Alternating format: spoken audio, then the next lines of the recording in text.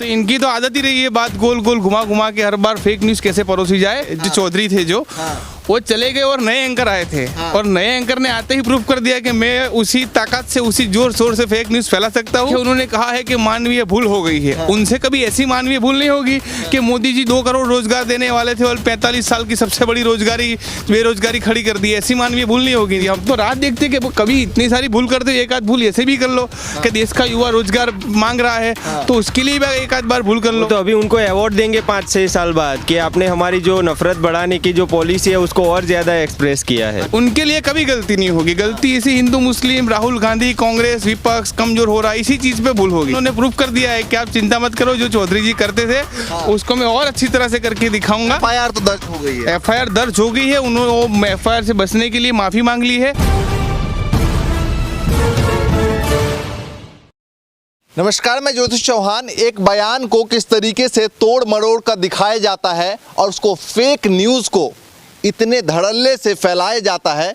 हालांकि इस मामले में राजवर्धन राठौर जो कि बीजेपी के सांसद हैं, उन पर एफआईआर भी दर्ज हुई है और एक नेशनल चैनल के एंकर पर भी एफआईआर दर्ज हुई है। आपको बता दें कि राहुल गांधी को लेकर जो वायनाड वाला बयान था उसको उदयपुर वाले बयान बताकर उसको धड़ल्ले से वायरल किया गया था। हालांकि कांग्रेस इस मुद्दे को लेकर अब एक्टिव मोड में आ चुकी है और उन्होंने साफ तौर से कहा है कि जो लोग भी इस तरीके का बयान फैला रहे हैं और इस फेक न्यूज़ को उदयपुर वाले मामले से लिंक करके बता रहे हैं और फेक न्यूज़ फैला रहे हैं, उस पर सख्त कार्रवाई की जाएगी। इसी मुद्दे बातचीत करेंगे। क्या कहना चाहेंगे जिस तरीके से एक के बाद एक सोशल मीडिया पर देखा गया और वायनाड वाले बयान को धड़ल्ले से बताया गया कि भाई ये उदयपुर वाला बयान। और इस बार हो गया है ऐसा कि रंगे हाथों झड़पे गए हैं, क्योंकि हर बार तो गोल गोल बात घुमा के फेक न्यूज़ फैला देते। इस बार जो वीडियो था उसको आधा कट करके और जो चीज़ को अलग तरीके से दिखाया जाता है वही चीज़ को दिखाया और प्राइम टाइम पे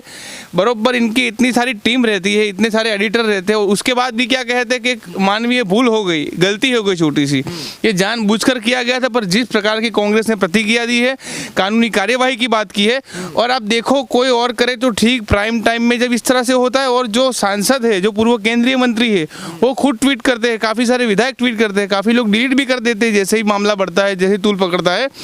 तो इनकी तो आदत रही है झूठ फैलाने की, पर इस बार रंगे हाथों झड़पे गए और कांग्रेस ने जिस एक्शन मोड में इन पे कानूनी कार्यवाही की है तो उसके चलते माफी मांगी है। और इसमें एक चीज और है, हाँ, आपने पहले भी देखा होगा इस तरीके फेक न्यूज़ को आईटी सेल के द्वारा लगातार चलाई जाती। क्या कहना चाहेंगे? पहले भी कई बयान चलाए गए हैं, इसी तरह से चलाया गया हो। और आप और हम जानते हैं जिस तरह से कि रिजर्व बैंक को नहीं पता होता है पर इनको पता होता है कि नोट किस में किस चिप लगी हुई है और कितने मीटर नीचे से निकाल लेंगे। तो इनकी तो आदत ही रही है बात गोल गोल घुमा घुमा के हर बार फेक न्यूज़ कैसे परोसी जाए। पर इस बार इन्होंने जिस प्रकार से इतनी जो बहुत संवेदनशील घटना थी उसके ऊपर भी इस तरह की रात एफआईआर तो दर्ज हो गई है। एफआईआर दर्ज हो गई है। उन्होंने एफआईआर से बचने के लिए माफी मांग ली है कि ताकि कोर्ट में कह सके कि हमसे गलती हो गई, हमने ऑन एयर माफी तक मांग ली, तो इसलिए उन पे कोई कार्यवाही ना हो। अच्छा, 2 लोग पर चैनल की तरफ से कार्रवाई की गई है। क्या उन्होंने कहा कि मानवीय भूल है? मानवीय भूल नहीं है, उनको तो भले बोलने के लिए उनको हटा दिया है पर उनको अवार्ड दिया होगा कि तुमने बहुत अच्छा किया। और एक चीज़ ये है कि ये शो है डीएनए और इसी चीज़ के लिए जाना जाता है। और जो इनके एंकर थे, जो चौधरी थे, जो वो चले गए और नए एंकर आए थे और नए एंकर ने आते ही प्रूफ कर दिया कि मैं उसी ताकत से उसी जोर शोर से फेक न्यूज़ फैला सकता हूँ। ये चीज़ उन्होंने प्रूफ कर दिया अपने आंखों से। तो ये चीज हाँ आते के साथ उन्होंने प्रूफ कर दिया है कि आप चिंता मत करो, जो चौधरी जी करते थे उसको मैं और अच्छी तरह से करके दिखाऊंगा। तो ये उन्होंने प्रूफ किया। उन्होंने तो पॉइंट गेन करे उनके। कई बार उन्होंने माफी मांगी। उन्होंने कहा कि जिस तरीके से 2 लोगों ने गलती की, उस दोनों लोगों को साइडलाइन कर दिया गया, हटा दिया गया है चैनल से, उनको टर्मिनेट कर दिया गया है। एक मानवीय भूल थी, हमें माफ कर दीजिए। वही चीज है, अभी तो हटा दिया है पर माफी मांगी है। देखते अभी कोर्ट क्या कार्यवाही करती है। और ये चीज अभी कल्चर बन चुका है गोल गोल घुमाने के बाद। जिस तरह से देखो अग्निवीर वाला मामला है, तो अभी जिस तरह से मीडिया लगा हुआ है गोल गोल घुमा के बात करने के लिए कि रिटायरमेंट का फायदा गिनवा रहा है, तो अभी तो मतलब जो सैनिक लेट रिटायर उनको अफसोस होने लगा इनकी न्यूज़ देख देख के कि साला हम तो थोड़ा लेट ज़्यादा रिटायर हो रहे हैं, हमको भी शायद ज़्यादा जल्दी रिटायर कर दो। तो ये सारा सिस्टम है इनके हाथ में, इसीलिए इनको गोदी मीडिया का टाइटल दिया गया है कि जो ऊपर से आदेश आता है वो दिखाते रहो और अच्छा करना है तो खुद से कुछ ऐसा इन्वेंट करो, खुद ऐसे फेक न्यूज़ फैलाओ और वीडियो कट करके, जैसे बहुत पहले वो इधर से आलू डालो सोना निकलेगा, इस टाइप का जो वो भी बयान नहीं था, उसको भी तोड़ मरोड़ मरोड़ के दिखाया गया। और ऐसे तो हजारों चीज है कि जो गोल गोल घुमा करके लोगों तक अलग बात पहुंचाने के लिए वो करते रहते हैं हर बार। किस तरीके देखते हैं जिस तरीके से फेसबुक और तमाम प्लेटफॉर्म पे फेक न्यूज़ लगातार फैलाए जा रहे हैं, और अब तो नेशनल चैनल ने फ्री कर दिया। जिस तरह से जब से ये मोदी सरकार बनी है 2014 से, तब से मीडिया ने जिस तरह से देश के अंदर ये आज माहौल है, उसकी सबसे बड़ी कोई वजह हो तो ये गोदी मीडिया है, क्योंकि इन्होंने सबसे ज़्यादा नफरत जो आज समाज के अंदर फैल रही है उसकी वजह भी यही लोग हैं। नहीं, लेकिन वो तो कह रहे हैं कि भाई गलती से हुई है। गलती नहीं, एक बार होती है गलती, 2 बार होती है, बार बार इन्होंने इस तरह से फेक न्यूज़ फैलाए हो और समाज के अंदर नफरत फैलाने का काम किया है। कई बीजेपी के सांसद ने, विधायक ने उस पोस्ट को जो है वो शेयर किया था, कुछ ने डिलीट कर दिया, कुछ ने अभी डिलीट नहीं किया है। सबको पता चल गया कि ये थोड़े ज़्यादा लिमिट जो होती है उससे भी ज़्यादा आगे चले गए हैं, और ये प्रूफ के साथ है। और उन्होंने देखा कि जिस तरह से कार्रवाई की, और लेटर भी लिखा जो जयराम रमेश जी ने कि इस पर कार्रवाई होगी, सब चैनल में ये चीज़ भेजी गई, तो उसको देखते हुए उन लोगों ने डिलीट किया। और एक चीज़ देखिए, उन्होंने कहा है कि मानवीय भूल हो गई है। उनसे कभी ऐसी मानवीय भूल नहीं होगी कि मोदी जी 2 करोड़ रोजगार देने वाले थे और 45 साल की सबसे बड़ी बेरोजगारी खड़ी कर दी। ऐसी मानवीय भूल नहीं होगी इनसे। ऐसी मानवीय भूल नहीं होगी कि 15 लाख आने वाले थे वो अभी तक नहीं आए। भूल ऐसी ही होगी इनसे कि वो जो ऊपर जो सब जगह पॉइंट गेन कर पावे, भूल ऐसी ही होगी। इस तरह की भूल नहीं होगी कि आज हालत क्या हो गए, पेट्रोल के दाम इतिहास में कहाँ नहीं थे उधर पहुंचा दिए। हाँ, वो भूल कभी नहीं होती। हम तो रात देखते कि कभी इतनी सारी भूल करते, एक आध भूल ऐसे भी कर लो कि देश का युवा रोजगार मांग रहा है तो उसके लिए भी एक आध बार भूल कर लो। आज क्या रेट है सब जगह, महंगाई में जो गृहिणियां है वो इतनी परेशान है, उनके लिए कभी गलती नहीं होगी। गलती इसी हिंदू मुस्लिम, राहुल गांधी, कांग्रेस, विपक्ष कमजोर हो रहा है, इसी चीज पे भूल होगी। तो ये गलती देखने वाली गलती है। अच्छा, ये जिस तरीके से मैंने कई चैनल के मैंने खुद चैनल में काम किया और कई चैनलों के लोगों से बात किया है, नेशनल चैनल के लोगों से, उन्होंने कहा कि कोई भी बयान चलता है तो 5 से 6 जगह छन के तब उसके बाद जो है वो इस तरह के बड़े शो में दिखाया जाता है। 100% ये नेशनल न्यूज़ है और इतना बड़ा इनका नेटवर्क है, सारी जगह उनके अलग प्रादेशिक चैनल भी है, तो बहुत सारी टीम है, सब कुछ है।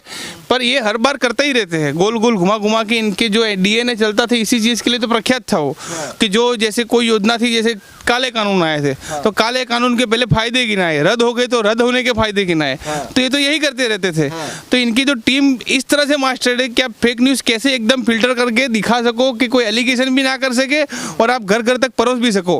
पर इस बार जो किया वो हद से ज़्यादा था, क्योंकि इशू भी इतना सेंसिटिव था, और इस सेंसिटिव इशू पे अब वो इस तरह से जो पूरा वायनाड वाला बयान ज्वाइन कर दिया, और कांग्रेस ने जो एक्शन लिया उसको चलते इन्होंने डीएनए प्रोग्राम इस बात को लेकर जाना जाता है, इस बात को लेकर माना जाता है कि उसमें सब कुछ को निकाल कर, छान कर और दिखाया जाए, साफ शब्दों में, आसान शब्दों में देश के सामने बताया जाए। इसको आसान शब्दों में भक्ति की जा रही है वहाँ पे, वो भक्ति करते हैं आसान तरीके से, क्योंकि ये यही तो चीज़ है। आप देखो कि जियो न्यूज़ है, उन्होंने अभी एक सबसे बड़ी चीज़ ये है कि उन्होंने भी रिजाइन दिया है, चैनल छोड़ दिया है, और वो खुद और सुधीर चौधरी जी ने कभी वो खुद की चैनल चालू कर रहे हैं। तो वो किस लेवल पे फेक न्यूज़ फैलाएगी अभी तो सब वो राह देख रहे हैं, क्योंकि अभी वो ऐसा समझ रहे हैं कि मेरे को 1 घंटे का शो मिलता था डीएनए करने के लिए, तो मैं पूरा नहीं कर पा रहा था जितना मेरे को परोसना होता था। तो पूरी चैनल खोलेंगे और अब 24 घंटा डीएनए करेंगे, तो अभी वो कब करेंगे, सब देश की जनता राह देख रही है इस चीज़ के लिए। अच्छा, जिस तरीके से देश भर में घटनाएं हो रही हैं उसको लेकर क्या कहना चाहेंगे?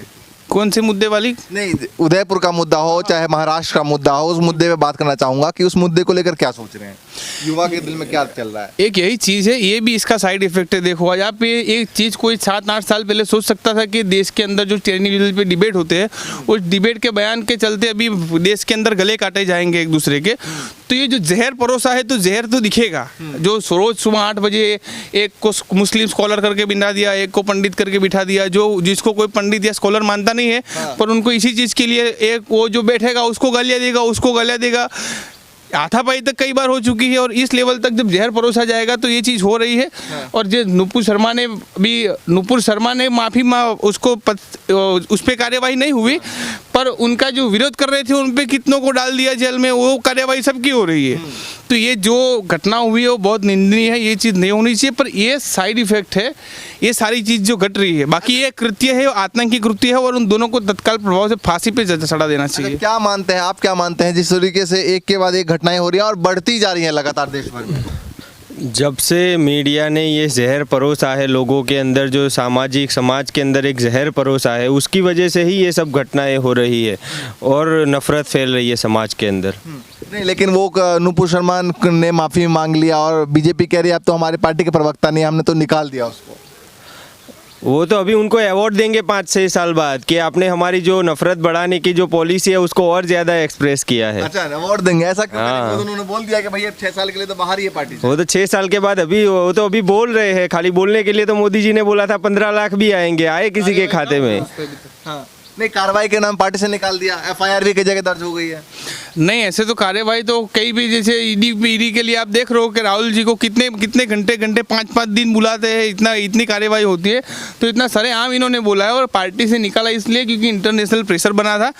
तो उसके चलते उनको पार्टी से तो निकालना ही था। अगर कार्यवाही करनी थी तो उनको डालते जेल में, जो भी कार्यवाही कानूनी कार्यवाही बनती। उनको अभी तक पुलिस स्टेशन, पुलिस थाने जवाब लेके नहीं बुलाया गया है। तो ये बायस है और उनके लिए तो यही चीज़, उनको तो क्या है कि गुजराती में कहावत है कि दौड़ू तूने ढाल मड़ी, मतलब जिसको भागना है और ऊपर से ढलान मिल गई तो और तेज भागेगा वो। तो ये तो इनको तो जो चाहिए थे नुपुर शर्मा जैसे लोग, वो तो और ढूंढेंगे। अच्छा, कोर्ट की तरफ से जो फटकार तमाम चीज़ों पे मिली है, क्या कहना चाहेंगे आप? कोर्ट ने एकदम बरोबर फटकार लगाई है, क्योंकि ये जिस तरह से उनको कोर्ट ने कहा है कि आप पूरे देश से माफ़ी मांगिए टीवी में आके, आपकी वजह से ये सारी घटनाएं हो रही है, कि आपके बयान की वजह से। क्योंकि कोई भी, जैसे मैं हिंदू हूँ, शिव भक्त हूँ, मैं महादेव को बहुत मानता हूँ। तो कोई अगर कहेगा, बोलेगा जो महादेव के ऊपर, शिव जी के ऊपर कि इस तरह से अनाप शनाप कोई बयान करेगा, तो सबकी भावनाएं कितनी हाथ होगी, खून खोलेगा कि ये ऐसे कैसे कोई बोल सकता है। तो उसी तरह से जो दूसरा धर्म है, तो उन लोगों को भी अपने, तो किसी की धर्म का अपमान नहीं होना चाहिए। और इन्होंने तो ऐसे बड़े शो में नेशनल टेलीविज़न पे बैठ के और जिस हद तक की बयानबाजी की थी, जिस हद तक निवेदन दिया था, तो सबका और इसीलिए सब ने इतना सड़कों पर रोष आया था कि इस पर कार्यवाही होनी चाहिए, पर फिर भी भाजपा कुछ नहीं कर रही है। अच्छा, एक टाइम में न्यूज़ चैनलों को बड़े संजोग का लोग देखते थे, बड़े ध्यान से देखते थे और जो देखते थे उसी को सच मानते हैं। आजकल जो चैनल पर चल रहा है उसका भी फैक्ट चेक हो रहा है, जो चैनल पे चल रहा है। कभी कभी जैसे मैं मेरी बात करूँ तो देखना पड़ता है कि कहीं सच कहाँ चल रहा है। अच्छा, कहीं कौन सी जगह एकदम रियल न्यूज़ अपने को मिल सकती है, ढूंढनी पड़ती है। क्योंकि कई जगह, जैसे एक चैनल का नाम नहीं लूँगा, पर एक चैनल तो है, जैसे वो जब से यूक्रेन रशिया का युद्ध हो रहा है तो वही दिखा रहा है। तो बीच में तो बंद हो गया, तो मेरे को लगा ये चैनल क्या करेगा अब। तो कोई चैनल उसी पे लगा हुआ होता है, कोई दूसरा चैनल होता है कि जो पूरे दिन कम्युनल बातों पे लगा रहता है। तो उसमें से कई चैनल ढूंढने पड़ते हैं। शायद 10-15 नेशनल न्यूज़ में से एक आध चैनल मिल जाए कि जहाँ पे थोड़ा बहुत रियल चीज़ें हो रही है, जो काम की बातें हैं, जो देश की विकास की बातें हैं, युवाओं की बात है, भविष्य की बातें है, वो हो रही हो। वो कहीं कहीं मिलती है, बाकी नहीं मिलती। बाकी सब जगह यही चल रहा है। अच्छा, कहते हैं कि भैया भारत सबसे बड़ा लोकतांत्रिक देश में बोलने का सबको अधिकार है, सबको अपनी बात रखने का अधिकार है। क्या मानते हैं फिलहाल? सबको है, सबको है। 130 करोड़ लोगों को सबको बोलने का अधिकार है, पर बोलने के अधिकार के साथ आप किसी का जो फीलिंग्स है, जो उसको हर्ट नहीं कर सकते। आप किसी की जो लागनी है उसको मत दिखा सकते हैं।